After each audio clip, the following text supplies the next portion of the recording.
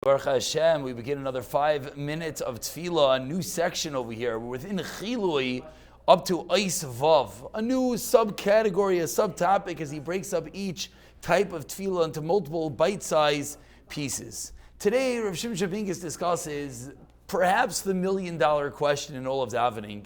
How does one have kavana while davening?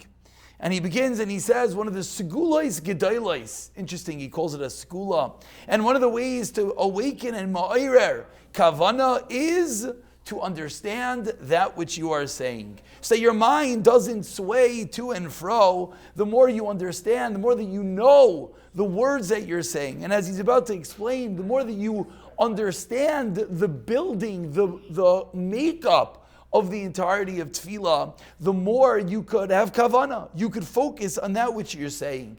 And I think, directly piggybacking off of the previous section, in which he explained the shleimus of tefillah, I'm sure many of us have started to realize maybe that we've been skipping too much through different parts of tefillah, or maybe realizing, I didn't realize karbanos were giving life to Hashem, and I didn't understand that the Pikuto Makteris at the end were so important, and the way that he spoke of Aleinu.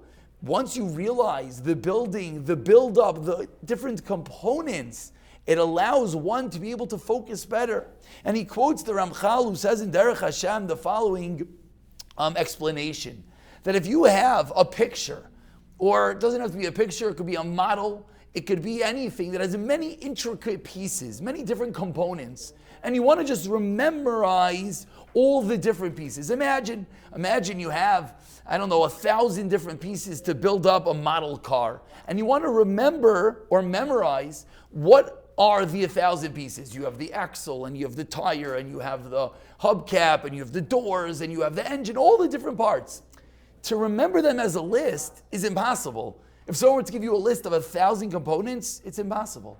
But if you were to have a picture of the whole car, labeling where each piece is, now your mind has a picture, and now you can memorize all the different components. Says Rav Shimon Pincus, when we understand the entirety of tefillah, when we realize how the different pieces are connected to each other, how one flows from the next, how there's the beginning, the middle, the end, the apex, the Shemona Esrei, the walking out of the Kodesh HaKadoshim, it gives more meaning to everything. Says Rav Shimon Pincus, the Siddur is a Mesechta, he calls it. Like you take out a Baba Kama, you take out a Gemara, it's a Mesechta. It's intricate, there are different moving pieces. The Siddur is a Mesechta Nifla, he calls it, a wondrous Mesechta in the Teiras Hashem. And he says the more that we could understand, the more that we could come to focus and pay attention. And he quotes from Rav Itzela Blazer, which he said, if one wants to have kavanah in davening, he should learn the Sugya in Megillah, Daf Yud Ches.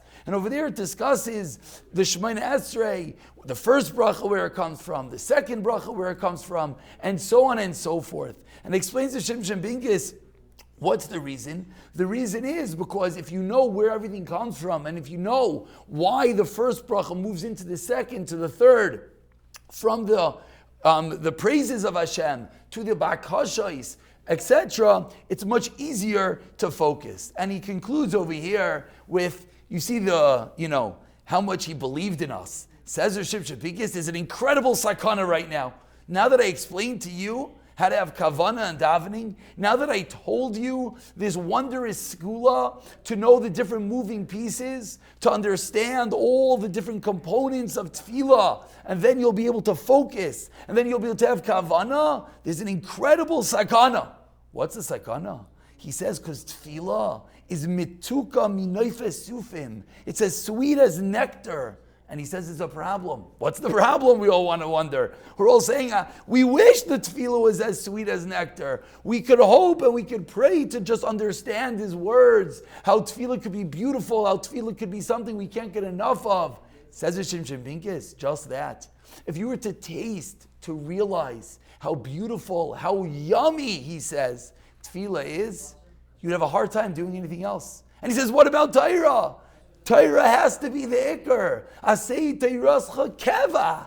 Tefillah is beautiful. Talking to Hashem is amazing. But we have to be careful of the sakana the sakana that we'll just get sucked into this beautiful conversation with our King and forget about the Torah. Halavai, we should all be zeich.